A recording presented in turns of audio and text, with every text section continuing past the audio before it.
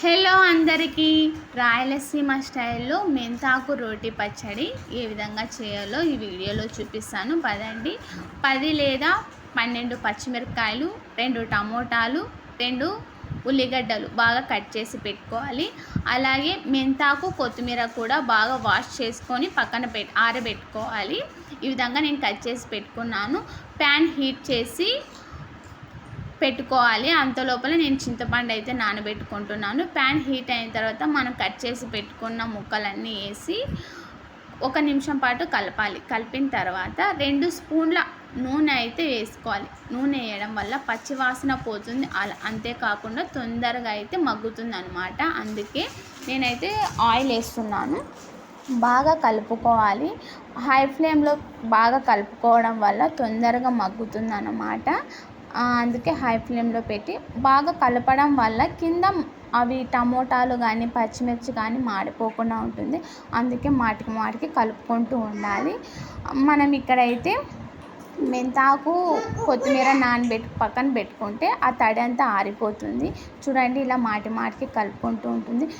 వేడి అన్నంలోకి తినండి, సూపర్గా ఉంటుంది. అండ్ ట్రై చేసి ఎలా ఉందో కామెంట్ కూడా చేయండి. చూడండి, ఇలా 90% వరకు మగ్గిన తర్వాత మనం మెంతాకు, కొత్తిమీర 2 కూడా వేసి 1 స్పూన్ నూనె వేసి మళ్ళీ బాగా కలుపుకోవాలి. నూనె వేయడం వల్ల మెంతాకు మొత్తం పచ్చివాసన పోతుందన్నమాట. 2 నిమిషాలు బాగా కలుపుతూనే ఉండండి. ఎందుకంటే అలా కలపడం వల్ల మెంతాకు యొక్క పచ్చివాసన పోయి మంచి స్మెల్ అయితే వస్తుంది. అలా మంచి స్మెల్ వచ్చిన వెంటనే స్టవ్ బంద్ చేసి ఆరబెట్టుకోండి. అలాగే వదిలేసేయండి, అది చల్లబడిపోతుంది. అంతే అండి. చల్లబడిన తర్వాత ఇంకేముంటుంది, రోట్లో వేసుకొని దంచేయడమే.